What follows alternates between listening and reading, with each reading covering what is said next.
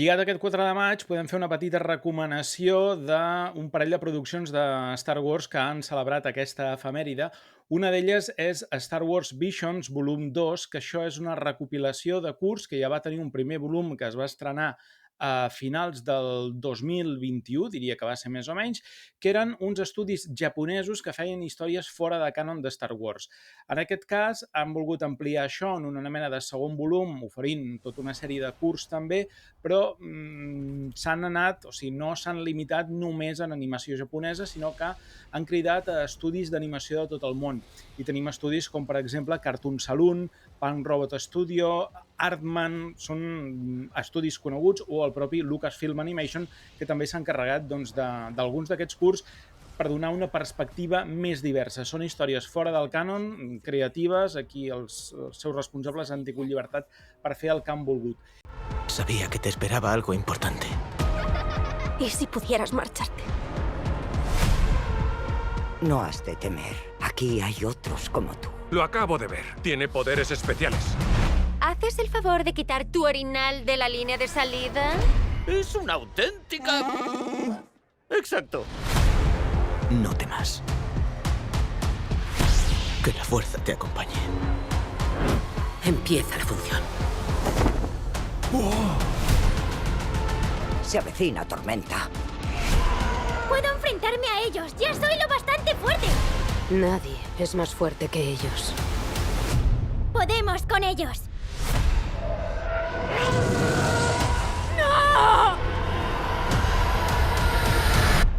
¡Tú! ¡Quieto ahí!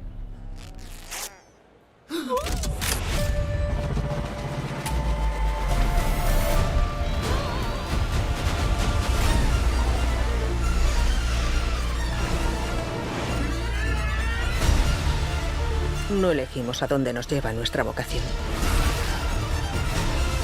Solo si la seguimos o no.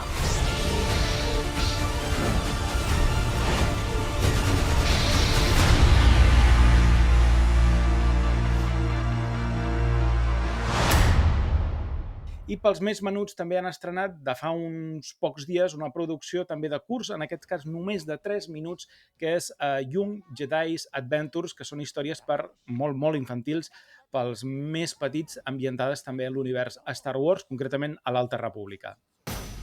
Su primera aventura los espera.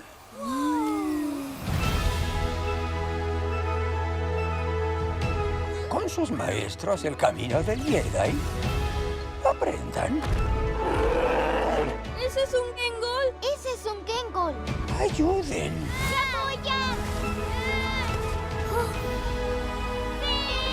Exploren.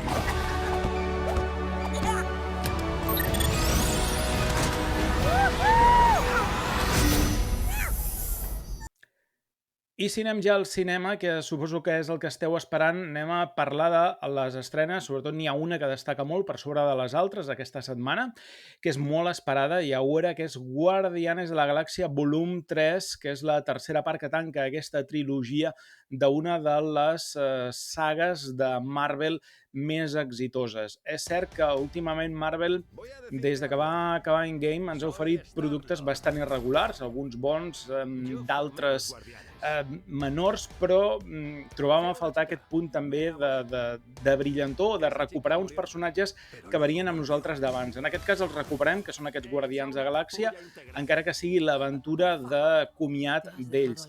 Darrere la càmera tenim a James Gunn, que no només acomiada en aquesta última pel·lícula, sinó que ell també s'acomiada de Marvel, ja que ha fitxat per DC i s'anirà a fer la nova pel·lícula de Superman. En aquest cas, molt bona sort ha tingut, o molt bon ull DC a fitxar James Gunn, ja que ha aconseguit crear una de les trilogies més destacables de l'univers Marvel cinematogràfic. I en aquest cas recuperem els mateixos protagonistes, és a dir, el Chris Pratt, Zoe Saldana, Dave Bautista, Karen Gillan, Pont Clementif i s'hi afegeix en aquest cas Will Poulter, que és la incorporació, i també trobarem petits papers, actors que ja havien aparegut en les anteriors, com el germà del propi director, el Sean Gunn, Sylvester Stallone, que també feia un petit cameo a la segona pel·lícula d'Aquí el veurem, i és bàsicament una festa de celebració d'aquesta saga que aquí posa punt final i que ens aventura a conèixer l'origen del seu personatge més emblemàtic i popular, que és el Rocket, que és un rentador però que parla, etc. Vull dir que ja el coneixeu perquè també ha aparegut en algunes pel·lícules de Vengadores i veurem una mica el que és l'origen d'aquest personatge en aquesta producció d'humor, molt humor James Gunn, que si us agrada les dues pel·lícules anteriors i us agrada James Gunn, segur que també aquesta us agradarà moltíssim. Volaremos todos juntos hacia el eterno y bonito cielo.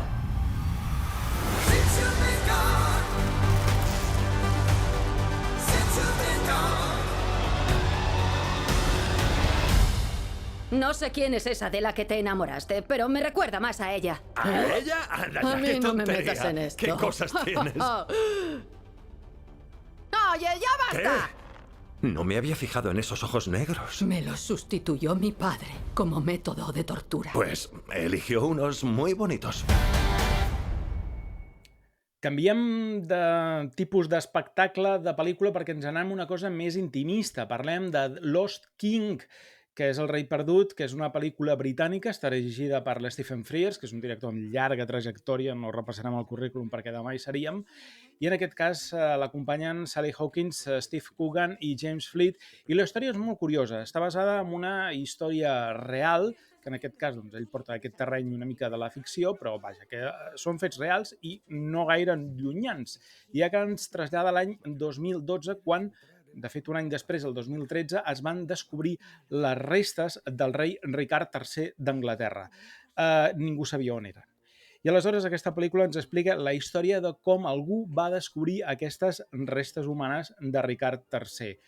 La història és divertida perquè va ser bàsicament una historiadora aficionada, amateur, la que va descobrir aquestes restes que portaven això, 500 anys perdudes, i la pel·lícula intentarà desgranar una mica quin és el recorregut tan personal que viu ella com el d'investigació que la porta a recuperar aquestes restes del rei Ricard III d'Anglaterra. Muchos han intentado encontrarlo y han fallado. Pero ¿cómo vas a poder encontrarlo tú sola? La clave está en encontrar el jardín de Robert Herrick. Toda la información que necesito para encontrarlo está ahí fuera, desperdigada en pequeñas piezas por todas partes.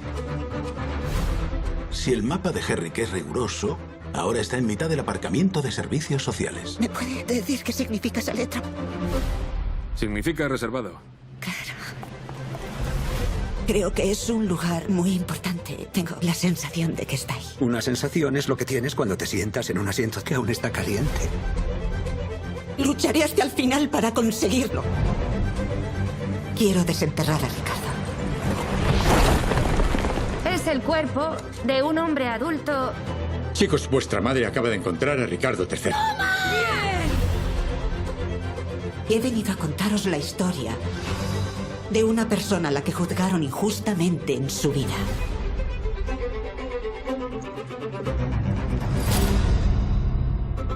Disculpa, no he podido evitar fijarme en tu pelo. Se parece mucho al de Ricardo III. Sí. I acabarem amb una altra pel·lícula que també podreu trobar en cinemes. Venim d'una pel·lícula britànica i anem a una altra pel·lícula britànica, que és Welcome, una pel·lícula que dirigeix Joe Wright i que en aquest cas ens anem a una barreja entre, sí, comèdia, podríem dir bàsicament comèdia, perquè la pel·lícula és això, i us pot recordar també en certa manera a Gremlins, té aquest punt de comèdia gamberra amb una mica de sang o de mala llet que ja tenien els Gremlins, ja que en aquesta pel·lícula ens es parla de la història d'una parella que està esperant un fill i entren a robar a casa seva, viuen a Londres i com que ell acaba d'heretar una casa rural a Irlanda, decideixen marxar de la ciutat i tenir una vida tranquil·la. El que passa que ja veurem que la violència no només està a la ciutat, sinó que també es pot trobar al camp i a més al camp, que és en aquest cas, trobaran unes criatures que és necessari que les donguin de menjar. Que allà la familiar que ha mort ja els hi donava de menjar de cada dia. Però clar, quan tu te diuen que has heretat una casa i has de posar un platet allà amb menjar per unes criatures que tu no veus, primer que penses que qui t'ho ha dit està grillat i no li fas cas. Però veurem que de grillats aquí no n'hi han i que realment sí que existeixen una mena d'éssers màgics i monstruosos que si no els hi dones de menjar potser se't mengen a tu. Però això ja deixarem que siguin els espectadors que ho descobreixen ells mateixos vagin a aquesta comèdia divertida que és Welcome. Hola.